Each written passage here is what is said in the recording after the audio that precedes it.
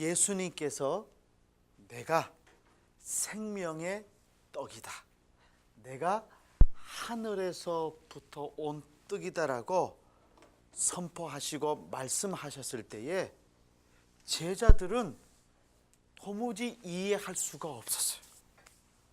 참 신기한 것은 사람들은 자기가 알고 있는 것만 알고 싶어 하는 모습이 많습니다. 내가 이해할 수 있는 부분만 이해하고자 하는 성격이 강합니다. 그렇기 때문에 다른 사람이 말하는 것을 들으면서도 그 말을 진정으로 이해해 주려는 마음이 사실 쉽지 않습니다.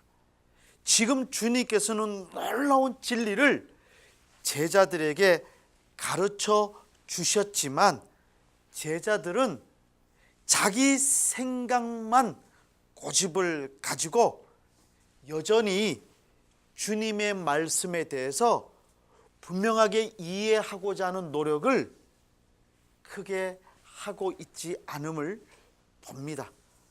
사실 사람들이 좋은 것을 알고 있어도 알려고 하지 않을 때가 많지요.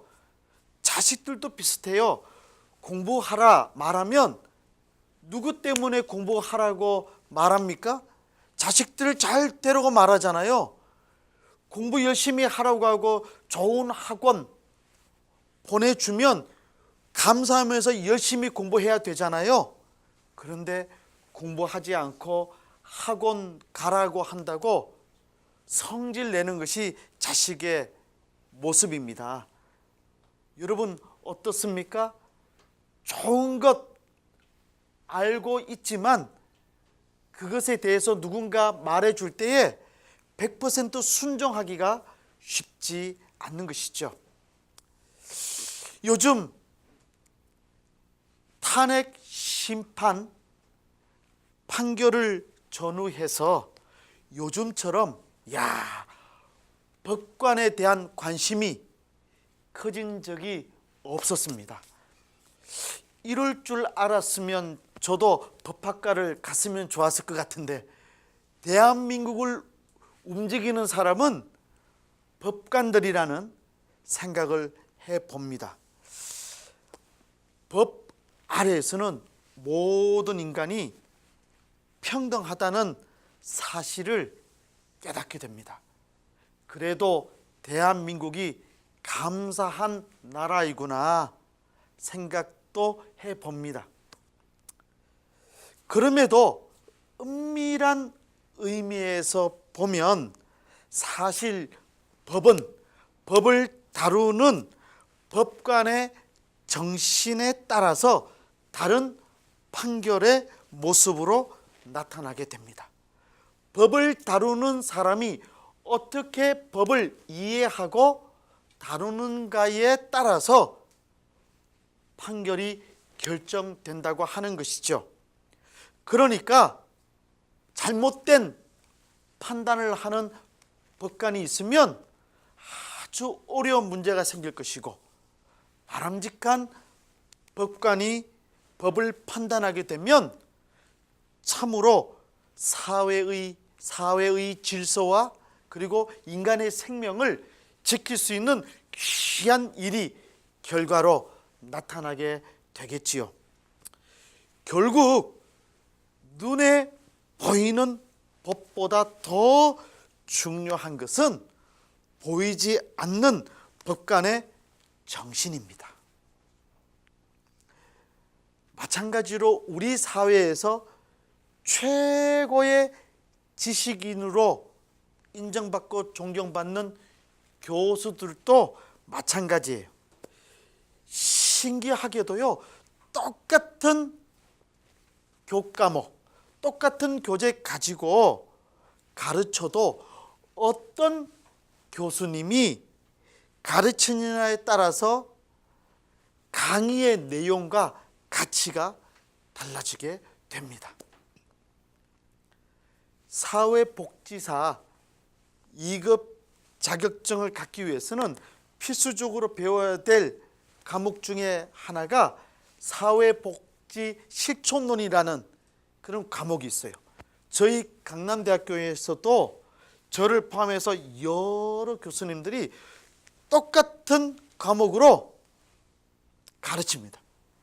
그런데 아무리 똑같은 내용으로 가르치자고 약속하고 회의를 해도 신기하게도 담당하신 교수님들의 가치관과 견해가 어떻게든 기가 막히게 반영이 되기 때문에 이 교수님이 어떤 생각을 가지고 있느냐가 이렇게 중요하구나 깨닫게 됩니다.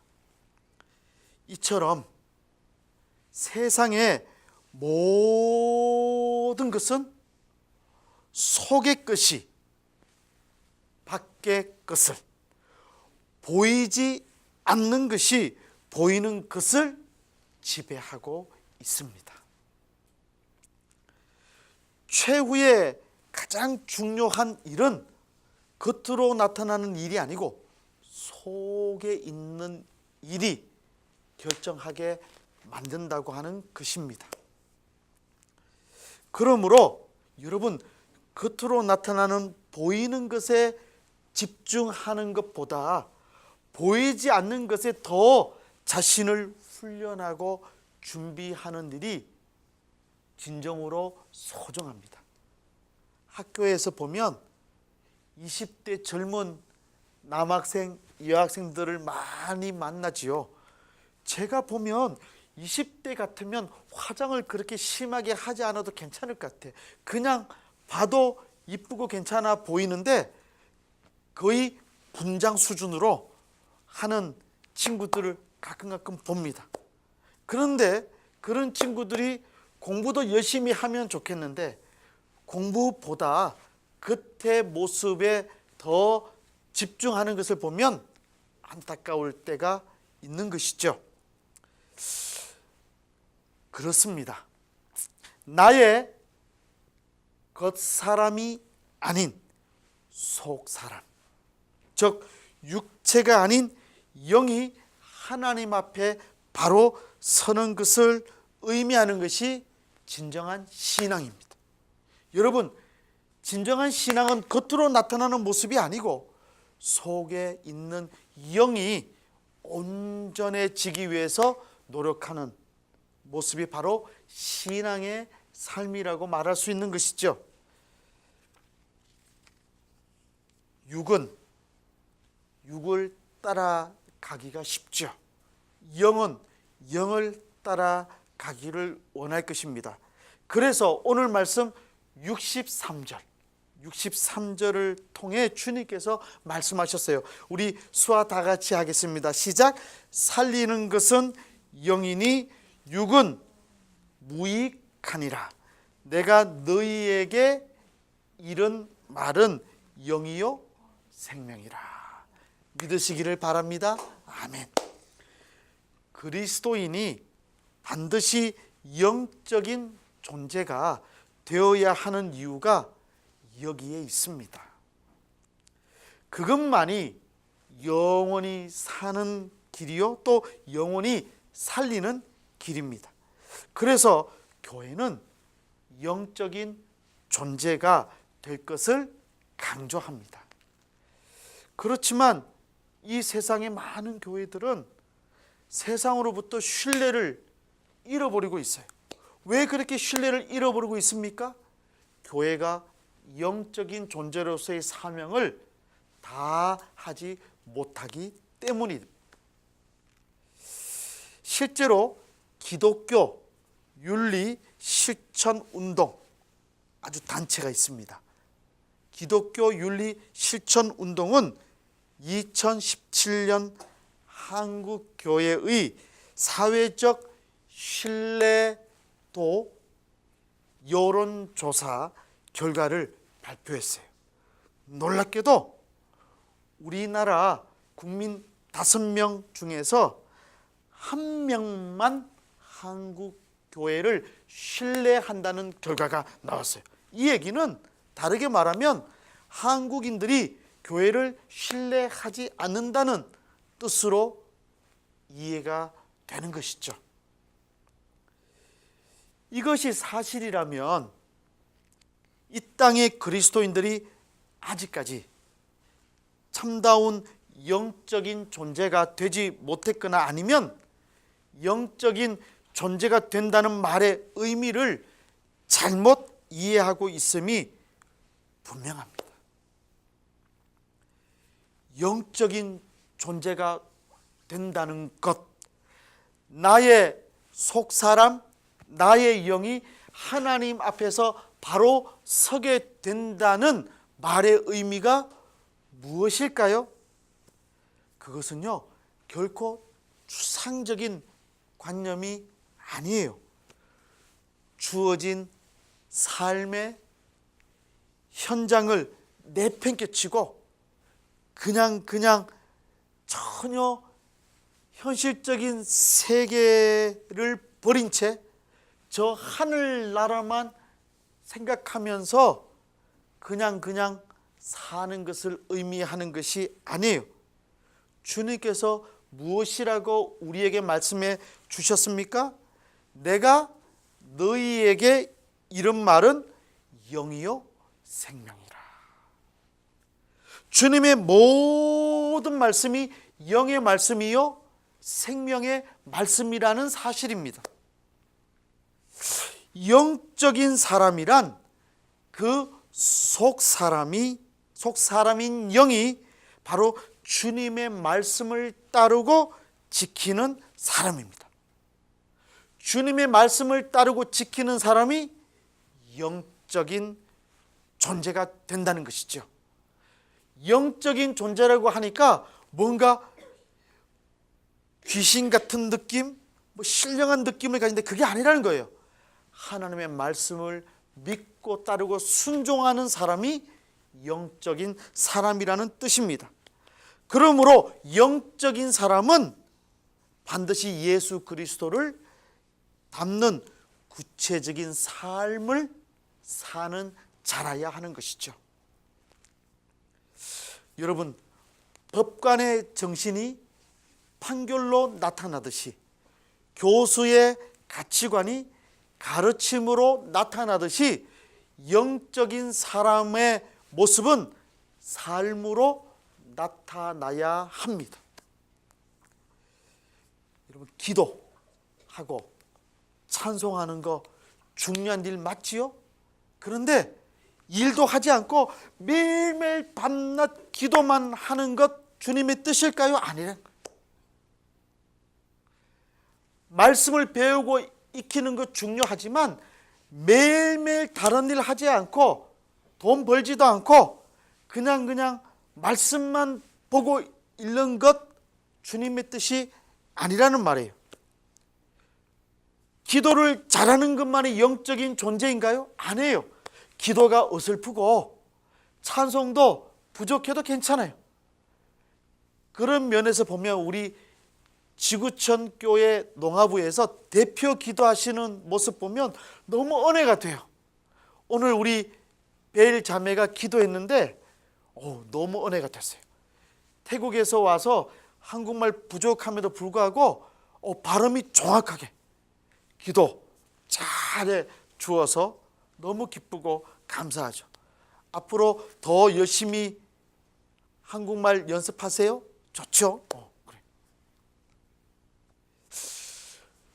보이지 않는 영은 보이는 삶을 통해 그 진짜 모습을 드러냅니다. 그렇다면 여러분, 영적인 존재가 영적인 삶을 산다고 하는 뜻은 주님의 말씀대로 순종하며 주님을 따르는 삶인 것을 우리가 지금 함께 배우고 있죠. 그렇다고 한다면 바른 영적인 존재들이 구체적으로 추구해야 될 삶의 내용은 무엇이겠습니까? 두 가지로 정리해 보겠습니다. 첫째, 영적인 사람의 삶은 타인에 대한 긍휼함으로 인해 마음 아파하고 고통스러워합니다. 주님께서는요, 나사로가 죽었을 때 우셨어요. 그리고 힘든 사람의 모습을 보면 함께 아파하셨어요. 사도 바울은 로마서 9장 2절을 통해서, 우리 수학 다 같이 하겠습니다. 시작. 내게 큰 근심이 있는 것과 마음에 그치지 않는 고통이 있는 것을 내 양심이 성령 안에서 나로 더불어 증거한다고 고백했어요.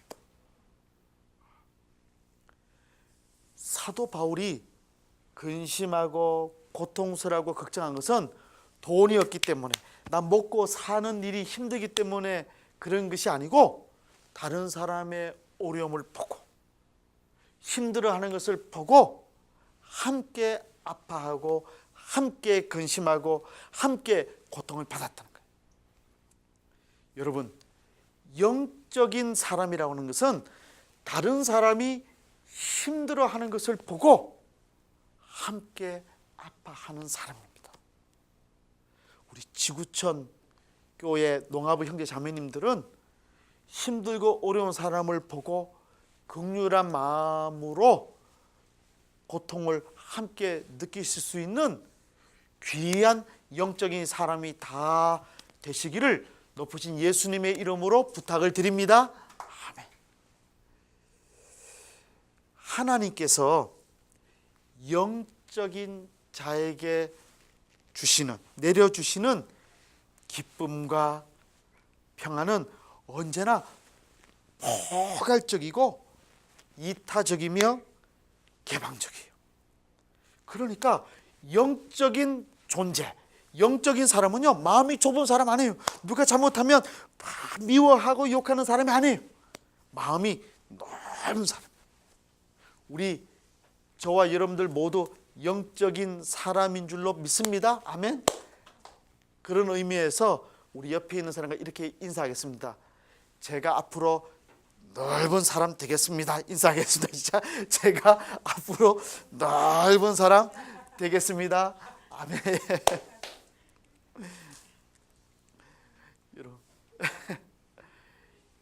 이런 마음 가지면 부부가 살다가 조금 기분 나쁘다고 하고 싸우면 됩니까? 우리 형제 자매들이 힘들어하면 어떻게 함께 아파하고 함께 기도할 수 있는 믿음을 가져야 되는 거죠. 아무리 기도만 해도 소용없어요. 사랑 없으면. 그 얘기는 거예요. 한국 교회가 영적인 사람이라고 말하면 무조건 겉으로 보이는 기도만 많이 하고 또 심지어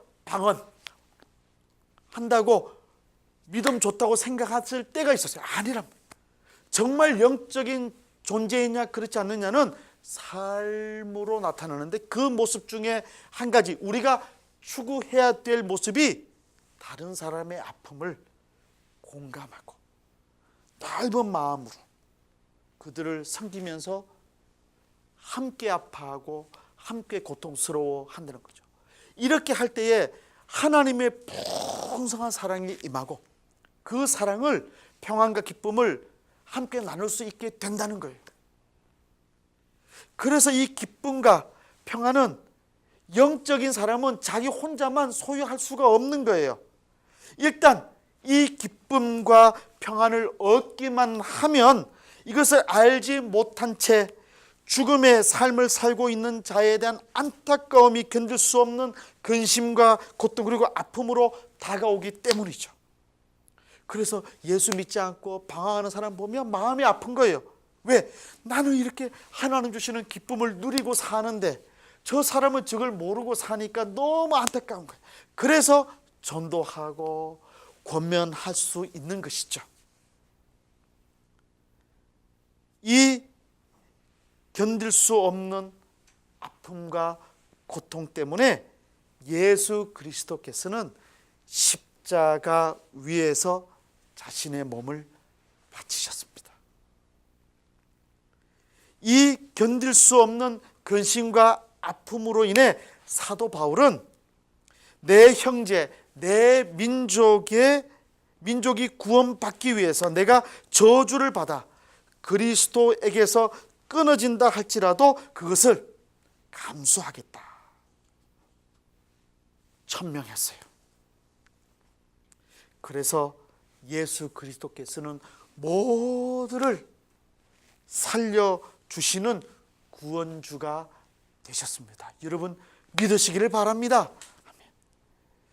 사도 바울은 수많은 사람들의 생명을 구하기 위해서 마지막까지 최선을 다한 것이죠. 그렇기 때문에 참으로 영적인 사람의 삶 속에는 이처럼 반드시 밖을 향한 아픔과 근심 그리고 고통이 있어야만 하는 것이죠. 저는 우리 지구촌 교회 농아부 형제 자매들이 정말 고통받고 있는 사람들을 위해서 기도하면서 함께 아파하는 영적인 존재가 되었으면 좋겠습니다. 지구촌 농아부는 그냥 있는 교회가 아니에요. 우리 지구촌 교회는 한국의 농아인 교회와 농아부를 위해서 섬기는 귀한 교회가 되어야 할 줄로 믿으시기를 바랍니다. 세계에 있는 농아인 선교를 위해서 헌신하는 교회가 되어야 할 것입니다. 아직도 수화를 모르고 살아가는 세계 곳곳에 있는 사람들에게 그 나라의 언어로 수화를 만들어서 보급해 주는 사명까지 우리가 해야 되는 것이죠. 왜 이렇게 합니까? 우리 그냥 신앙생활하고 잘 먹고 잘 살면 되잖아요. 근데 왜 그렇게 해야 되죠? 영적인 존재이기 때문에 그렇게 해야 하는 것입니다. 박해조라는 사람이 쓴 책이 있어요. 책 제목이 너무 재밌더라고요. 제목 없는 책이에요. 이 책을 읽다가 보니까 제가 아주 너무 재미있는 구절을 봤어요. 눈먼 최선은 최악을 낳는다. 제가 이 글귀를 읽으면서 너무 깨달은 게 있었어요. 이 사람이 쓴 책에 보면 이 문장이 가장 마지막 부분에 나오는데 그 문장 마지막 부분에 나오기 전에 재미있는 이야기가 있어요. 너무 저는 재미있었는데 여러분들은 재미있을지 모르겠어요. 소하고 사자가 서로 사랑했대요. 이야기입니다. 진짜 아닌 거예요. 그죠? 소하고 사자가 사랑했던 거예요. 아마 사자가 잡아먹었을 것 같은데 하여튼 사랑했대요. 소는 남자고 사자는 여자였는데 여자인 사자가 소를 너무 사랑했어요. 그래서 최선을 다하기로 하고 결혼을 했대요. 소는 최선을 다해서 아내인 사자를 위해서 풀을 가져다가 밥을 맛있게 요리해서 줬대요. 사자는 물을 좀 주시겠어요? 사자는 소를 위해서 살코기를 정성껏 요리해서 줬대요. 하루 이틀은 이 소도 참으면서 먹었대요. 소는 풀을 좋아하는데 고기를 갖다 주니까 너무 힘들었던 것이죠. 반대로 사자는 늘 풀만 먹고 살아야 되니까 죽을 지경이었다는 거예요. 그래서 결국은 소 남편과 사자 부인이 이혼하기로 결심했습니다. 헤어지면서 마지막으로 두 사람이 동시에 한 말이 뭐냐면 우리는 서로 최선을 다했다. 고백하고는 빠빠하고 안녕히하고 떠나갔다는 거예요. 어떻습니까? 우리가 늘 하는 말이 최선을 다한다는 말 아닙니까? 그런데 잘못된 최선은 최악의 결과를 가진다는 거예요.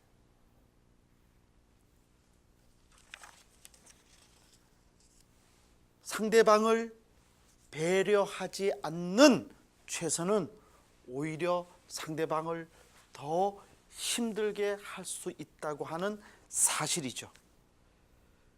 그러므로 진정으로 영적인 사람은 다른 사람을 배려하고 존중하는 사람이어야 합니다. 예수 그리스도를 잘 믿으면 믿을수록 우리는 영적인 존재가 되어야 합니다. 영적인 존재가 된다는 뜻은 다른 말이 아니에요. 다른 사람을 이해할 수 있는 능력을 가진 사람이라는 뜻입니다.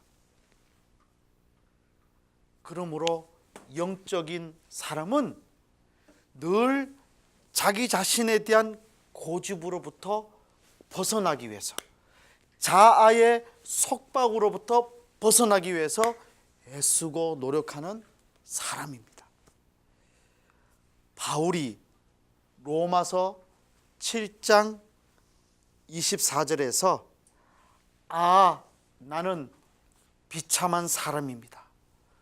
누가 이 죽음의 몸에서 나를 건져 주겠습니까? 한 것은 자아의 메인 자기 존재에 대한 탄식이라고 한다면 로마서 7장 25절에서 우리 수화 다 같이 합시다. 시작. 우리 주 예수 그리스도를 통하여 나를 건져 주신 하나님께 감사드립니다.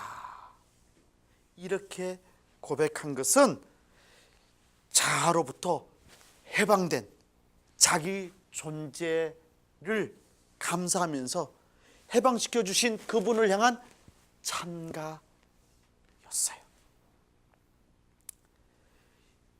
내 고집에 속박되어 있는 것과 해방을 맛보는 이 중간, 이 관계, 매개를 하게 해주시는 것이 무엇입니까? 우리 수다 다 같이 합시다. 시작. 하나님의 은총입니다. 내 속에 갇혀서 내가 알고 있는 것만 알고 내가 이해하는 것만 전부인 줄 알고 힘들고 고통스럽게 나만 하면서 살던 내가 나 이후에 더 다른 사람이 있음을 깨닫고 다른 사람을 이해할 수 있는 능력을 갖게 되고 내 자아의 속박으로부터 벗어나서 진정한 자유함과 해방을 누릴 수 있는 것은 하나님의 은총이 임함으로 인해서 하나님의 나라에 들어갈 수 있기 때문인 것이죠. 아시시의 성 프란시스의 평화의 기도는 이렇게 자기로부터 해방된 존재의 삶을 잘 드러냅니다. 위로받기보다는 뭐합니까? 위로하며, 이해받기보다는 이해하며, 사랑받기보다는 사랑하며, 자기를 온전히 줌으로써 영생을 얻기 때문이니 주여 나를 무슨 도구? 평화의 도구로 써 주소서. 이렇게 고백할 수 있는 사람이 영적인 사람입니다. 우리 지구촌 농아부 형제 자매님들은 이와 같이 참된 영적인 존재가 되시기를 주님의 이름으로 부탁을 드립니다. 아멘. 사랑하는 성도 여러분, 주님을 의심하는 도마에게 주님께서는요, 자신이 지닌 고난의 상처를 증거로 보여주셨는데요, 오늘날 세상을 향해 이와 같이 아픔과 고난의 흔적을 보여줄 수 있는 교회가 과연 이 땅에 있습니까? 저는 지구촌 농아부가 한국 사회와 한국 교회, 특별히 한국 농인들의 아픈 삶을 감당하면서 기도하고 함께 아파하는 교회가 되었으면 참 좋겠습니다. 여러 가지로 아직 어려운 상황 속에서 살아가는 한국 농인들의 삶의 모습을 위해서 기도하는 교회 되기를 주님의 이름으로 부탁을 드립니다. 우리는 어떻습니까? 나 혼자 잘 먹고 잘 사는 것이 아니라 정말 좋은 교회와 같이 그 몸에 세상의 아픔과 고통을 함께 나눈 흔적을 가진 성도가 많은 교회에 같이 그런 교회의 한 성도로서 살아가고 있느냐 하는 말이죠. 이런 놀라운 책임을 감당함으로써 진정한 영적인 존재가 되었으면 좋겠습니다. 두 번째로, 영적인 존재는 떠나야 할 때 떠나는 자입니다. 사랑하는 제자들이 그토록 만류했건만 떠나야 할 때 떠나시는 모범을 주님께서는 친히 보여주셨습니다. 그리스도인이 모이는 궁극적인 목적은 떠나기 위함입니다. 초대교회는 박해와 어려움을 많이 경험했지만 모였다가 흩어지는 일을 잘했기 때문에 그 모습이 아름다웠습니다. 그래서 교회는 살아 움직이는 생명력을 잃지 않았습니다. 마치 샘물처럼 떠나 흩어지는 그곳에 주님의 생명이 충만하였기 때문입니다. 오늘 우리 농아부가 무척 덥군요. 덥다 보니까 한두 분씩 제가 설교하는데 깊은 기도의 세계로 빠지는 보입니다. 좋습니다. 여러분, 초대 교회가 행한 가장 큰 일이란 무엇일까요? 모여드는 무리를 한자리에 수용하기 위한 대성전을 짓는 일이었어요. 초대교회가 박해받고 힘들어서 어려움을 겪고 난 이후에 오히려 국가적인 기독교가 되면서부터 이 초대교회의 아름다운 모습을 잃어버리고 이제는 초대교회로부터 시작된 교회의 모습이 큰 성전을 짓는 일로 변질되어 갔다는 거죠. 많은 세월 동안 교회들이 예배당 짓는 일에 열심을 내다가 결국은 참된 흩어짐의 능력을 잃어버리게 된 것이죠. 교회는 그야말로 만민의 집입니다. 남녀노소 빈부 관계없이 장애인 비장애인 관계없이 모든 사람들이 와서 함께 예배 드릴 수 있는 귀한 공동체이죠. 그러나 기억해야 될 것은 모인 자들은 언젠가 반드시 떠나고 흩어져야만 합니다.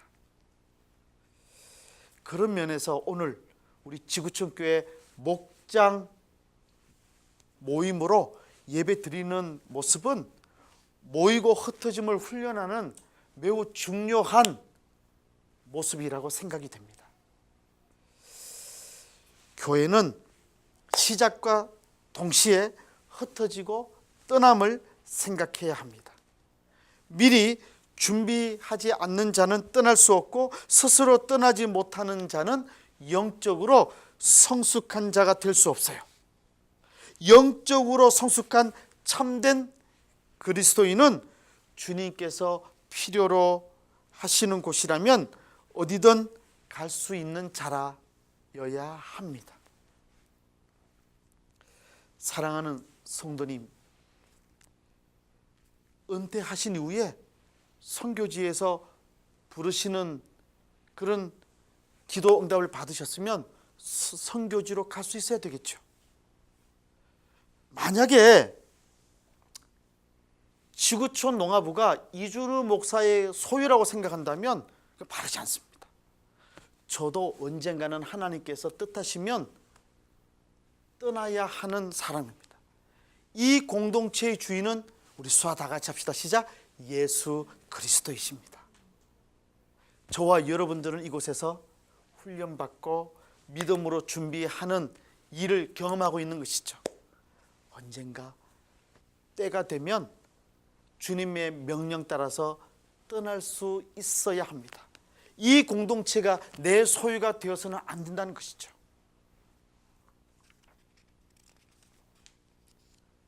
사랑하는 성도 여러분, 영적인 존재가 되기를 원하십니까? 다른 사람의 아픔과 고통을 함께 아파하고 함께 고통하며 다른 사람을 이해하고 배려할 줄 아는 신실한 믿음의 사람이 되어야 합니다. 여러분, 영적인 존재가 되기를 원하십니까? 그렇다고 한다면 떠나야 할 때 떠날 수 있는 준비를 하는 성도가 되어야 합니다.